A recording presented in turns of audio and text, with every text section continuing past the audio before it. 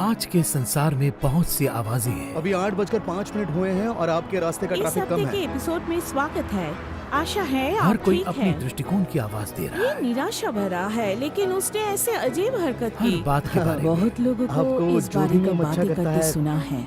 आपको वही करना और चाहिए। ईशु इससे बहुत परे लोगों नहीं को है। इसके बारे में बात करते सुना है। वो मेरी चट्टान है, मेरी बुनियाद है। उसने क्या किया इस पर लोग सहमत नहीं है। वो मैं बहुत ही कहूंगी धर्मी कि आदमी थे। वो अद्भुत मैं क्या थे। कह रहा हूँ आप समझ रहे हो ना? वो जिसके लिए खड़े थे उस पर लोग सहमत दूसरे नहीं। शब्दों में वो बहुत ही अच्छे आदमी थे। उन्हें किसी की परवाह नहीं थी। वो वो नियम मान सच रहे में थे। बहुत तो अच्छे मसीह की थे। आवाज कैसे सुन सकते हैं? सबसे बढ़कर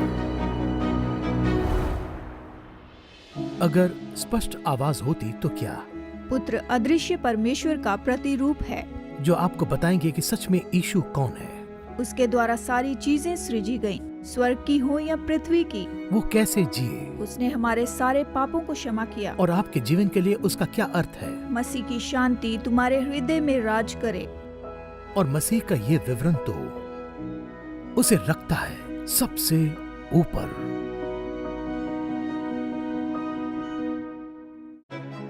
दिशा परिवर्तन देखने के लिए धन्यवाद। आइए डॉक्टर जर्मया से संदेश सुनते हैं। सचेत रहें।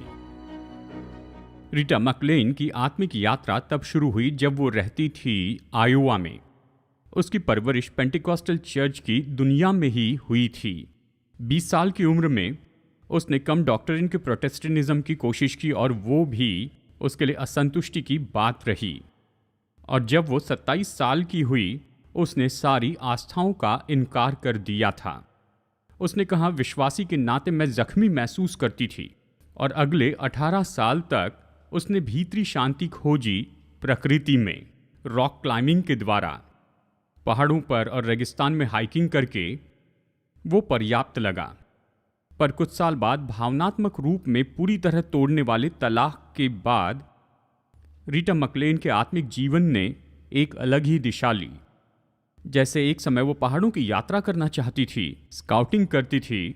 बाहरी जीवन में उसने शुरू किया कि अपने हृदय की भीतरी भूमि को देखते चले जाएं। उसने एकता से शुरू किया। मेटाफिजिकल चर्च अपने मरीन काउंटी कैलिफोर्निया के घर के पास। ये तो प्रकाशन था, ये तो प्रकाश वर्ष दूर था पुराने नियम की उन शिक्षाओं से जो बचपन में सुनी थी। और अगला स्टॉप था नेटिव अमेरिकन स्पिरिचुअल प्रैक्टिसेस का। और फिर उसने और भी कुछ करने की कोशिश की marine county rock meditation centre में, जहां वो कई रिट्रीट में गई। उसमें भी गई जहां 8 दिनों तक उसे बिल्कुल चुप रहना था। और ये धार्मिक विधियां मानो उसके अंदर कोई व्यक्तिगत आस्था लेकर आना चाहता था, जिसे मैकलेन उस वेदी पर मनाने वाली थी जो उसने अपने ही घर में अपने लिए बनाई थी। और उसकी वेदी में वहां पर थे एक स्वर्गदूत की प्रतिमा, एक छोटी बाइबल और पवित्र पानी जिसे वुमेन्स विजिल ने आशीष दी, एक क्रिस्टल बॉल और एक पिरामिड, और पीतल के पत्ते पर किसी तरह की पीतल की प्रतिमा, वोटिव कैंडल, हिब्रू प्रेयर और 1850 की नेटिव अमेरिकन बास्केट भी वहाँ थी। और एक पवित्र जगह की तस्वीर जो कि उसके घर के पास ही के किसी पेड़ की थी। आप शायद सोचे ये तो अजीब है। हाँ, ये सच में ऐसा है। शायद आप सोचे कि ये ऐसा कोई नहीं करता है। हाँ, करते हैं। बहुत से लोग सोचते हैं ऐसी बहुत सी वस्तुओं को जोड़ देंगे तो दुकान बेहतर बनेगी, तो वो इधर उधर से सारी चीज़ें लेते हैं। हाँ, इधर से लो, हाँ, उस चीज़ को भी वहाँ पर रख देते हैं और आखिर में सिद्धांतों का कॉकटेल बन जाता है जो पूरी तरह से यीशु के केंद्र होने को विनाश कर देती है। कुलुसियों में जो झूठे उपदेशक आए थे वो तो रीटा के जैसे ही थे। उन्होंने अपना सिद्धांत बनाने के लिए हर जगह से कुछ ना कुछ लिया और ऐसा लगता है कि उन्होंने उसे बना भी लिया था। उन्होंने जो स्वीकार किया और जो कोशिश कर रहे थे कि कुलुसियों के लोग स्वीकार करें, वो तो केवल कुछ विधियां थी और कुछ रोक टोक थी और नियम थे और स्वर्गदूतों की उपासना थी, नैतिकवाद और विधियों की बातें और बहुत से काम जुड़े थे। इसमें कोई आश्चर्य की बात नहीं कि पौलुस बहुत दुखी हुआ कि इस कलीसिया से वो क्या कहेगा। मैं इस तरह पूरी तरह परेशान रहा कि आपको इन सारी बातों को किस तरह से समझाकर बताऊं। वचन के इस भाग में पौलुस यहां पर 5 मुख्य गलतियां बताता है जो कुलुसियों के विश्वासियों पर थोपे गए थे। ये गलतियां तो बुद्धिवादी, विधिवादी, नैतिकवादी, रहस्यवादी और त्यागवादी थी। ये इस वचन भाग का सारांश है। वादा करता हूं अगर आप मेरे साथ बने रहेंगे तो आप कहीं नहीं खोएंगे। ये तो हमारे मसीह जीवन के लिए 5 मुख्य दहशत की बातें हैं। ये 5 तरीके हैं जिसके लिए हम मसीह के अनंत जीवन का भी त्याग करते हैं, गुलामी और दंड आज्ञा के लिए। ये 5 तरीके हैं जिसके लिए हम अपने जीवन में इन छोटी बातों के लिए मसीह की परिपूर्णता का त्याग करते हैं। कोई आश्चर्य नहीं कि इस वचन भाग में 3 आज्ञाएं हैं और वो ये हैं। वचन 8, चौकस रहो, कोई तुम्हें धोखा न दे। वचन 16, कोई तुम्हारा फैसला न करे। वचन 18, कोई तुम्हें धोखा न दे। पौलुस कुलुसियों को लिखकर इस तरह से कहता है, अगर आप सचेत नहीं रहें तो वो आकर तुम्हारे विश्वास को तुमसे छीन लेंगे, इन सारी गलत बातों को जोड़ने के द्वारा जो उनके सिद्धांतों में हैं। हम इन 5 गलतियों में से सबसे पहले से शुरू करते हैं। वचन 8 से 10 में, बुद्धिवादी। याद रखें, नॉस्टिक शब्द का अर्थ है जानना। ये ग्रीक शब्द से आता है और नॉस्टिक तो बुद्धिमत्ता के रूप में बहुत ही घमंडी थे। प्रतिदिन की भाषा में इसे कहा जाए तो वो खुद को बहुत ही बुद्धिमान मानते थे बाकी सभी लोगों से। क्या कभी ऐसे लोगों के साथ आप रहे हैं? जैसे पौलुस रोम के शहर में चल रहा था, रोमी सिपाही के साथ बांधा गया था, वो कुलुसियों के विश्वासियों को ये चेतावनी देता है, उनकी झूठी बुद्धिमत्ता की बातों में तुम फंस न जाना, उनके घमंडी ज्ञान के द्वारा। और वो कहता है इस तरह बुद्धिवादी के 4 चिन्ह हैं और ये सब वचन 8 में पाए जाते हैं। वो कहता है चौकस रहो कि कोई तुम्हें उस तत्व ज्ञान और व्यर्थ धोखे से न भरमाए। वो चाहता था कि कुलुसियों के लोग सचेत हो जाएं, क्योंकि बाहर ऐसे लोग थे जो उनके विश्वास को छीन लेना चाहते थे। वो बुद्धिमत्ता को नीचे नहीं गिरा रहा है, तत्वज्ञान को नीचे नहीं गिरा रहा है। तत्वज्ञान शब्द का अर्थ है बुद्धि से प्रेम। पौलुस उन्हें इस तरह के तत्वज्ञान के बारे में चेतावनी देता है जो कि कलीसिया में लाया जा रहा था। ये तो ऐसा तत्वज्ञान था जो कि खाली था और धोखे का था, और वो विश्वासियों को सरलता के बारे में यानी यीशु मसीह के बारे में भरमा रहा था। इन पाठों से आप सीखेंगे कि आपको बस मसीह चाहिए, वही सब है जो आपको चाहिए। और शायद आपने ध्यान दिया होगा कि यही विचारधारा जो कुलुसियों की कलीसिया में आ रही थी, ये हमारी परंपरा में आ चुके हैं। ये तो हमारी कलीसियाओं में भी हैं। गलत फिलॉसफी जो परंपरा को बिगाड़ती जा रही है। मैंने ऐसी कुछ बातें लिखी हैं जो लोग हमसे ज़बरदस्ती करवाना चाहते हैं बस आस्था के नाम पर। परमेश्वर उनकी मदद करते हैं जो खुद की मदद करते हैं। वो कहते हैं ये वचन में है, अगर हम अच्छे हैं तो हमसे ज़्यादा प्रेम करेंगे, हमारी उपलब्धि के द्वारा हमारा न्याय करेंगे। जो अच्छा महसूस होता है वो तो अच्छा ही होगा ना। खुद को जानने के लिए खुद को प्रकट करना ज़रूरी है। मज़े करना तो सच में अच्छी बात है। सभी अच्छे मनुष्यों में मसीह तो सबसे अच्छे हैं। उसके पीछे चलने के लिए हमारे अच्छे आदर्श हैं, उससे बढ़कर कुछ नहीं। हम वही हैं जो हमारे पास में हैं। हमारे उत्पादनशील होने से हमारा मूल्य निश्चित होता है। यही संपन्नता का सुसमाचार है। तो यह आगे बढ़ता है। हर बात यानी प्लेबॉय फिलॉसफी से भौतिकवाद, विद्या, विज्ञान, सामाजिकवाद, ये सब संसार के लोगों के मन में आना चाहती हैं कि उन्हें उकसाए और प्रोत्साहित करे, खास करके पैसा खर्च करने के लिए। और अक्सर विश्वासी लोग भी इन बातों में फंस जाते हैं क्योंकि उनमें अभी भी खालीपन है जो मसीह की परिपूर्णता से भरा नहीं गया है, और उसकी परिपूर्णता हमारे खालीपन को भरती है। बहुत सी झूठी फिलॉसफी हैं, उन सब में एक बात तो समान है। वचन के इस भाग के पहले पैराग्राफ में प्रेरित पौलुस यहाँ पर धोखा देने वाले तत्व ज्ञान के बारे में कुछ पॉइंट्स बताता है। उसने सबसे पहले कहा कि ये तत्व ज्ञान तो धोखा देने वाला है। जे बी फिलिप इस शब्द का अनुवाद करते हैं बुद्धिमत्ता और जोर से चिल्लाने वाली सारी व्यर्थ की बातें। तत्वज्ञान शब्द तो बाइबल में और कहीं नहीं पाया जाता है। विश्वास नहीं कर पाएंगे ये बाइबल का शब्द नहीं है। ये आपकी बुद्धिमत्ता के सबसे बड़े परिश्रम के बारे में है जिसमें परमेश्वर जुड़े नहीं हैं। आप जो कुछ भी कर सकते हैं, जो भी सबसे उत्तम ला सकते हैं, अगर प्रभु पर विश्वास नहीं करते। फिलॉसफी तो यही है, बुद्धि से प्रेम, लेकिन इस संदर्भ में यह ऐसी बुद्धि से प्रेम करना है जो परमेश्वर को तस्वीर से बाहर निकाल देता है। और यहाँ पर मुख्य शब्द है धोखा, जो कि नए नियम में 18 बार आता है। और ये तो ऐसा है कि लोग आपकी आंखों के सामने पर्दा रखना चाहते हैं, बस ये कहने के द्वारा कि मुझे जो पता है काश आपको पता होता। यदि तुम्हारे पास वो ज्ञान होता जो मेरे पास है, अगर तुम उसी स्कूल में पढ़ते जहां पर मैं पढ़ा हूं, यदि तुम मेरे जितने बुद्धिमान होते तो तुम जानोगे कि केवल यीशु से प्रेम करने से बढ़कर मसीह विश्वासी होने में और भी कुछ है। धोखा देने वाला, और लोग इसे स्वीकार करते हैं। डोनाल्ड ग्रे बार्नहाउस, महान प्रचारक और लेखक, इसका उदाहरण देते हुए इस तरह समझाते, उस व्यवहारिक चुटकुले के बारे में जो और उनके नौजवान दोस्त खेलते थे बड़े शहर में अनपेक्षित यात्री जो वहां से गुजरते हैं उन पर। वो ऐसा ही करते थे। उनका ग्रुप वेस्ट चौराहे पर खड़े होता और वो निरंतर आसमान में इस तरह से देखते थे और उनमें से एक उंगली उठाकर कहता, क्या ऐसा नहीं है? और तीसरा दोस्त बहस करता, ये ऐसा ही है। और एक दो लोग रुककर ऊपर उसी दिशा में देखने लगते जहां बार्नहाउस और उनके दोस्त देखते थे। और जैसे इनकी बहस बढ़ जाती तो दूसरे लोग और भी रुक जाते और फिर एक एक करके बार्नहाउस और उनके दोस्त धीरे से भीड़ से निकल जाते और कुछ दूरी पर परिणाम देखने के लिए खड़े होते थे। और इस समय तक 15 लोग ऊपर आसमान में देखते रहते और भीड़ बदलती जाती जैसे नए यात्री वहां पर आकर समूह में जुड़ते थे। और काफी देर देखने के बाद कुछ लोग चले भी जाते थे। कुछ समय के बाद कुछ लोग बिल्डिंग से सटकर ऐसे ही खड़े रहते और ऊपर ऐसी चीज को देखते जो वहां पर कुछ नहीं है और ना ही पहले कभी थी। और बार्नहाउस ने देखा कि ये छोटी घटना तो एक अच्छा उदाहरण है पृथ्वी पर के सभी मानव जाति के लिए। लोग विश्वास रखने के लिए कहते हैं, एक दिशा में देखने के लिए कहते हैं जहां पर सच में कुछ भी नहीं है। कुछ लोग तो कुछ देखने के लिए इतने बेताब हो जाते हैं कि अंधे होने तक देखते रहते हैं और वो उधर किसी भी चीज की झलक भी नहीं देख पाते। धोखा देने वाला। लोग आकर कहते हैं, तुम्हें पता नहीं जो हम जानते हैं, अगर तुम जानते तो तुम उन चीजों की लालसा करोगे, लेकिन जब उनकी ओर देखते हैं तो उनके पास कुछ भी नहीं होता है, बस खालीपन है। ये खाली धोखा है। ये केवल धोखा देने वाला ही नहीं, इस तरह का तत्वज्ञान हमेशा पुरानी बातों का दावा करता है। मतलब ये कहते हैं कि मैं इस क्षेत्र में काफी समय से रहा हूं। ये कहता है मनुष्यों की परंपराओं के अनुसार। दूसरे शब्दों में तुम्हें इस पर विश्वास करना होगा क्योंकि ये काफी समय से है। ये तो मूसा के पहले से है, ये तो अय्यूब के पहले से है।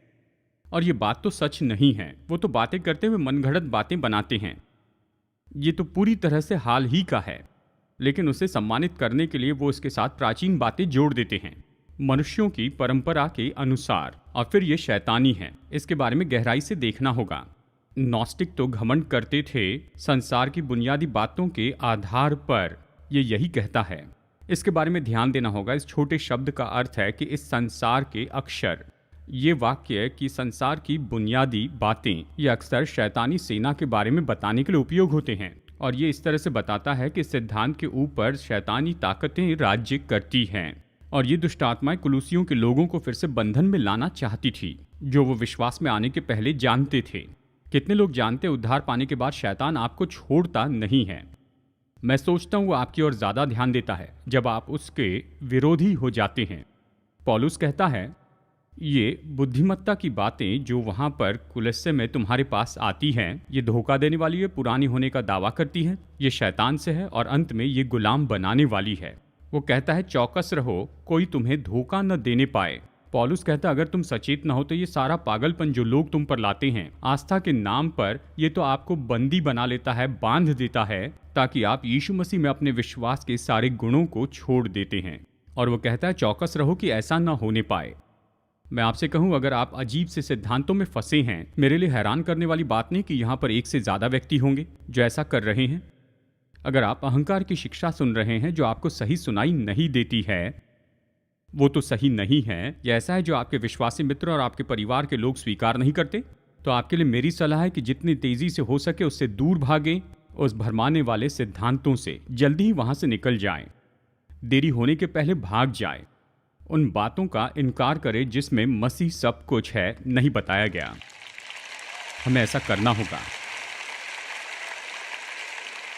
और फिर पौलुस आगे कहता है उन्हें चेतावनी देने के बाद कि मसीह को छोड़ने की मूर्खता से बचे। वचन 8 से 10 में। चलिए मैं इस अर्थ का कमेंट यहाँ पर बताता हूँ। हम वचन के बीच में नए विचार को शुरू नहीं करते हैं, लेकिन इस केस में इसकी चेतावनी दी है। पौलुस ने अभी बताया है कि झूठी बुद्धिमत्ता में कितना खालीपन है, और इसके पहले कि परमेश्वर की परिपूर्णता के विषय में वो जाए, वो एक सारांश का वाक्य यहाँ पर रखता है। अपनी बाइबल में आप इसे देखिए। उसने यहाँ पर केवल इतना ही लिखा कि मसीह के अनुसार नहीं। क्या आप ये वाक्य देख रहे हैं?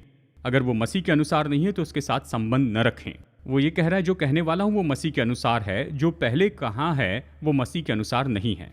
वचन 9 और 10 में वो कहता है, क्योंकि उसमें ईश्वरत्व की सारी परिपूर्णता सदैव वास करती है और तुम उसी में भरपूर हो गए हो जो सारी प्रधानता और अधिकार का शिरोमणि है। ये सब कहने का पूरा उद्देश्य ये था, किसी और बात के लिए आसपास मत देखो, तुम्हें सब कुछ मिल गया है, तुम्हें मसीह मिल गया है, तुम्हें और क्या चाहिए। जो तुम्हारे पास है उसे तुम्हें समझना होगा, लेकिन तुम्हें और किसी की जरूरत नहीं। यीशु मसीह परमेश्वर थे जो मानव देह में चल रहे थे। क्या आप इसे समझ रहे हैं? यीशु मसीह केवल भले मनुष्य नहीं थे, केवल महान शिक्षक नहीं थे। यीशु मसीह परमेश्वर हैं, वो तो जीवित परमेश्वर के पुत्र हैं। यीशु मसीह इस पृथ्वी पर थे और जब पृथ्वी पर थे तो वो पूरे परमेश्वर थे जो देह में चल रहे थे। तो हमने सीखा, अगर परमेश्वर कौन है जानना है तो यीशु का अध्ययन करें। यीशु ही परमेश्वर है। फिलिपुस ने कहा, मुझे पिता दिखा। यीशु ने कहा, अगर तुमने मुझे देखा तो पिता को देखा है। यीशु मसीह परमेश्वर हैं। मसीह में परमेश्वर की परिपूर्णता है। अब गौर से सुनिए, और अगर मसीह आप में हैं, कुलुसियों 2:10, तुम उसी में भरपूर हो गए हो जो सारी प्रधानता और अधिकार का शिरोमणि है। मैंने लिखा, यही तो इस वाक्य की महान बात है। हमारी परिपूर्णता उसकी परिपूर्णता से आती है। परमेश्वर मसीह में उसे भर रहे थे। मसीह हम में है जो हमें भरते हैं। हमारे हृदय में परमेश्वर की परिपूर्णता है। यीशु मसीह आपके हृदय में आकर वास करने के पहले आप में एक ही स्वभाव है, और वो तो पुराना स्वभाव है जो पूरी तरह से गलत है। वो तो पुराने स्वभाव के सारे काम करता है। किसी बात के बारे में विवेक नहीं, जो भी करना चाहे करते हैं जो पुराना स्वभाव कहता है। जब आप विश्वासी बनते हैं तो पुराना स्वभाव निकल नहीं जाता है, आपको नया स्वभाव मिलता है। अब 2 स्वभाव है, यानी आपके पास पुराना स्वभाव है और नया स्वभाव। और बाइबल कहती है कि वो एक दूसरे से लड़ते हैं। नया स्वभाव नहीं चाहता है कि आप पुराने जैसे जीवन जिए। मैंने एक कविता लिखी, जब भी सिद्धांत पर आता हूं तो ये कविता बताता हूं। ये ऐसी है, आपके सीने में 2 स्वभाव रहते हैं, एक तो झूठा है और एक आशीषित है। एक से प्रेम करते हैं, दूसरे से नफरत, पर जिसे भोजन देते हैं वही हावी होगा। किस स्वभाव का भोजन देते हैं? नए स्वभाव को भोजन देने के लिए मेहनत करनी है, बाइबल अध्ययन करना होगा और अपने जीवन में परमेश्वर से बल मांगना होगा। एक बात जो हमारे लिए सामान्य हो जाती है, जैसे हम बाइबल पढ़ते हैं, पुराने नियम में बहुत ही कठोर व्यवस्था दी गई थी। वो ध्यान आकर्षित करने के लिए लड़ रही थी नए नियम के शुरू के विश्वास में। ये मुझे दूसरे पॉइंट की ओर लेकर आता है। पहली बात पौलुस बताता है वो है बुद्धिवादी। दूसरी बात के बारे में कहता है वो है धार्मिक विधिवादी। ये नॉस्टिक चाहते थे कि जबरदस्ती कुलुसियों के विश्वासियों को लाए पुराने नियम के शारीरिक खतने में, कि ये उद्धार और आत्मिक ज्योति के लिए बहुत ही जरूरी है। पौलुस इसका इनकार करता है, हर एक मानसिक और आत्मिक शक्ति जो भी उसमें थी उसके द्वारा। अगर उद्धार के लिए विश्वास की जरूरत से बढ़कर और कुछ जोड़ा जाता है तो वो जोड़ा गया, चाहे वो जो भी हो, पूरी क्रिया में रुकावट डालता है। गौर से सुनिए, ये केवल खतने के बारे में नहीं। आज लोग सिखाते हैं मसीह को स्वीकार करने के बाद बपतिस्मा नहीं लिया है तो आप विश्वासी नहीं। देखिए, इस संबंध में बपतिस्मा तो ये काम है, विश्वास नहीं है। कुछ लोग कहते हैं अगर कलीसिया में नहीं जुड़ेंगे तो आप विश्वासी नहीं। तो कुछ लोग कहते हैं अगर तुम ये सारी बातें नहीं कहोगे और विधियां नहीं करोगे तो विश्वासी नहीं बनोगे। चलिए मैं आपको स्पष्ट बता दूं, विश्वासी होने के लिए एक ही काम करना है कि यीशु मसीह पर अपना विश्वास रखना है, अपने व्यक्तिगत उद्धार के लिए, केवल इतना ही। अगर कोई आकर ये कहता है ओ नहीं तुम्हें बपतिस्मा लेना होगा, तो कहिए रुकिए एक मिनट, मैंने अपनी बाइबल पढ़ी और बाइबल कहती है कि मैं उसमें परिपूर्ण हूं। अगर मैं परिपूर्ण हूं तो मुझे और क्या चाहिए। कुछ पल में हम बपतिस्मा में आएंगे क्योंकि ये महत्वपूर्ण है, लेकिन ये उद्धार पाने के लिए जरूरी बात नहीं है। ये महत्वपूर्ण है क्योंकि आपने उद्धार पाया और आपके जीवन में जो हुआ है ये उसकी तस्वीर है। नॉस्टिक इन सारी बातों को उद्धार के अनुभव में लेकर आना चाहते थे कि उस पानी को मटमैला कर दे। पौलुस अपने वचन के इस भाग में बिल्कुल सही मोड़ लेता है और बपतिस्मा के बारे में कहता है। वचन 12 में कहता है उसी के साथ बपतिस्मा में गाढ़े गए, उसी में परमेश्वर की सामर्थ पर विश्वास करके जिसने उसको मरे हुए में से जिलाया उसके साथ जी भी उठे। बपतिस्मा, पानी का बपतिस्मा, ये तो एक तस्वीर है कि आपके जीवन में आपके साथ क्या हुआ है। पौलुस कहता है कि हम बपतिस्मा में उसके साथ गाढ़े गए हैं और पुनरुत्थान में हम फिर से जी उठे हैं। जब आप बपतिस्मा लेते हैं तो पूरे संसार को देखने के लिए एक तस्वीर बनाते हैं कि आपकी पहचान हो चुकी है यीशु मसीह की मृत्यु, गाढ़े जाने और जी उठने में। और मैं ये इसी कारण से कहता हूँ क्योंकि बपतिस्मा की ये बात तो बिना महत्व की नहीं है। आप जो तस्वीर बना रहे हैं अगर वो वास्तविकता से नहीं मिलती है तो चाहे आप बना ले लेकिन वो काम नहीं करेगी। डुबकी के द्वारा बपतिस्मा ये तो सिद्ध तस्वीर होता है कि आपके साथ में क्या हुआ जब आपने यीशु को अपना उद्धारकर्ता बनाया। जानना चाहते क्या होता है? बाइबल कहती है कि आपकी पहचान तो यीशु मसीह के साथ होती है, उसकी मृत्यु और गाढ़े जाने में और उसके पुनरुत्थान में। तब आप संसार से कहते हैं, मैं मसीह के साथ गाढ़ा गया, मैं मसीह के साथ जिलाया गया, मैं यीशु पर विश्वास करता हूँ। तो बुद्धिवादी, धार्मिक विधिवादी और तीसरा है नैतिकवादी। कुलुसियों 2:14 और 15। और विधियों का वो लेख जो हमारे नाम पर और हमारे विरुद्ध में था मिटा डाला और क्रूस पर कीलों से जड़कर सामने से हटा दिया। यीशु ने क्रूस पर कीलों से जड़कर उसे सामने से हटा दिया और प्रधानताओं और अधिकारों को ऊपर से उतारकर उनका खुल्लम खुल्ला तमाशा बनाया और क्रूस के द्वारा उन पर जय जयकार की ध्वनि सुनाई। अब पौलुस कुलुसियों के पापों को उनके विरुद्ध में सूची के रूप में रखता है। प्राचीन काल में किसी व्यक्ति के विरुद्ध में इस तरह से आरोपों की सूची बनाते थे, अगर उस पर दस्तखत हो तो ये मानो उसको मृत्युदंड की सजा दी गई। दोष का लेख के लिए ग्रीक शब्द बहुत ही दिलचस्प है और ये ऐसा शब्द है जिससे हमें शब्द मिलता है ऑटोग्राफ। दूसरे शब्दों में, ये मेरे पाप है, मैंने जो कुछ भी किया सब लिखा है और इसके नीचे मैं दस्तखत करता हूँ। पौलुस के अनुसार परमेश्वर के सामने हमारे दोष तो गिनती के बाहर हैं। प्रभु की आज्ञा मानने में हमारी असफलता, प्रभु ने जो कहा उसके प्रति हमारी आज्ञा भंग करना, और ये सब तो उन विधियों के लेख का भाग हो जाते हैं। मार्टिन लूथर इसमें हमारी मदद करते हैं। उन्होंने एक बार इस सच्चाई की वास्तविकता का अनुभव किया। उन्होंने एक सपना देखा और कहा कि उनके सपने में देखा कि रात को शैतान उनसे मिलने आया और शैतान ने उनके सपने में उनके जीवन का सारा लेखा दिखाया जो उसके अपने हाथों से लिखे गए थे। परखने वाले ने उससे पूछा, क्या यह सच है? क्या तुमने ही इसे लिखा है? और डरे हुए लूथर को यह मानना पड़ा कि ये सारी बातें सच हैं। हस्तलेखों पर हस्तलेख ऐसे खोले गए और यही अंगीकार वो तो वहां पर बार बार करते चले गए। और फिर वो दुष्ट वहां से जाने को तैयार हुआ और उसने लूथर को उनके सपनों में सबसे निचले स्थान पर ला लिया था। अचानक लूथर ने कुछ सोचा। उसने परखने वाले की ओर मुड़कर कहा, यह सच है, इसका हर एक शब्द सच है, लेकिन उस हस्तलेख के उस पार परमेश्वर के पुत्र यीशु मसीह का लहू सारे पापों से हमें शुद्ध करता है। आमीन। मैं सोचता हूं यह सबसे महान कल्पना होगी इस तरह से। अब पौलुस कहता है, क्योंकि तुम्हें क्षमा किया गया है, तुम्हारे सारे पाप मिटा दिए गए, इसलिए तुम न फंसो इसमें कुछ जोड़ने के लिए अपने नैतिकवादी जीवन से ही। वचन 16 और 17 में वो कहता है, इसलिए खाने पीने या पर्व या नए चांद या शब्द के विषय में कोई तुम्हारा फैसला न करे, क्योंकि ये सब आने वाली बातों की छाया है, पर मूल वस्तुएं मसीह की हैं। वो कहता, अब तुम विश्वासी हो तो उन सारे नियम और विधियों में न फंसो जो लोग तुम पर थोपना चाहते हैं कि तुम साबित कर सको कि तुम विश्वासी हो। वचन में ऐसा कुछ नहीं है, कुछ नहीं।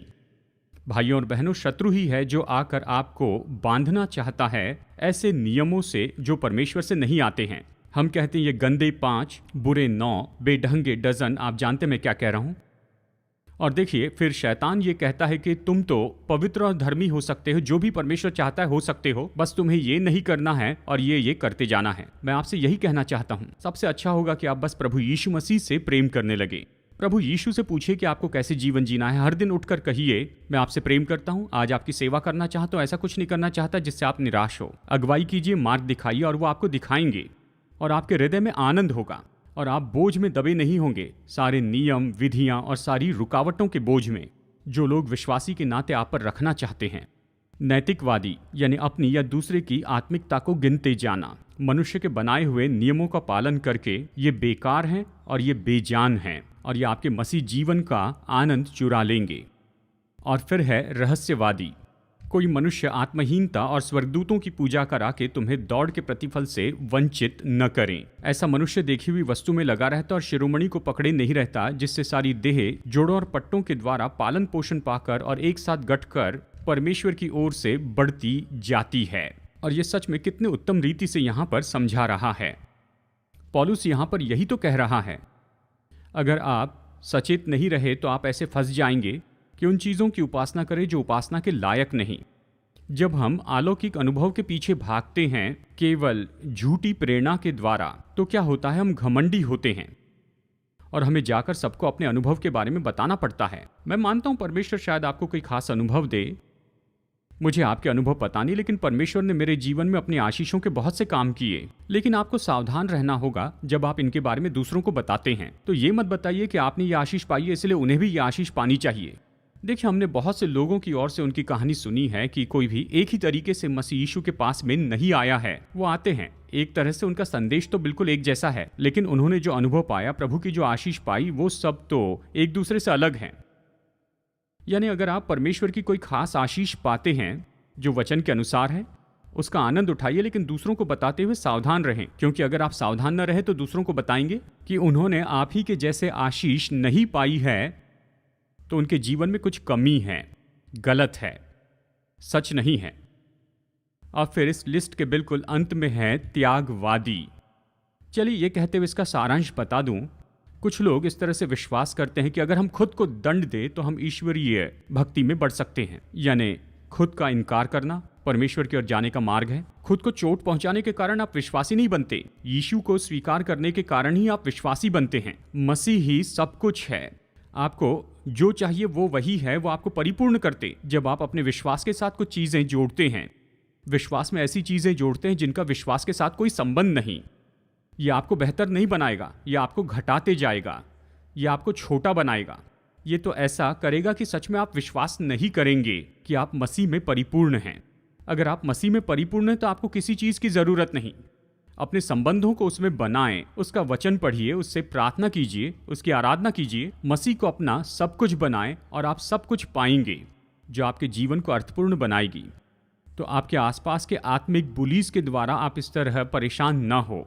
आप परिपूर्ण हैं और धर्मी हैं प्रभु यीशु मसीह में। परमेश्वर के सब लोग कहें आमीन। मैं चाहता हूं एक बात आप याद रखकर यहां से जाइए। आप जान लीजिए कि अगर आपके पास यीशु मसीह है तो आपके जीवन का पूरा लक्ष्य आपके पास है। क्या इसका मतलब यह है कि कोई समस्या नहीं आएगी? नहीं, आपका साथी है, आपकी मदद के लिए है। वो केवल उद्धारक नहीं, वो आपके मित्र हैं, वो आपके वकील हैं, वो आपके सहायक हैं। बाइबल कहती है अगर कुछ चाहिए तो उससे मांगे, वो आपकी मदद करेगा। लेकिन वो मदद पाने के लिए उससे दूर मत जाइए, नहीं तो आपने जो नहीं सोचा उससे बुरे आकार में होंगे, क्योंकि यीशु मसीह ही सब कुछ है।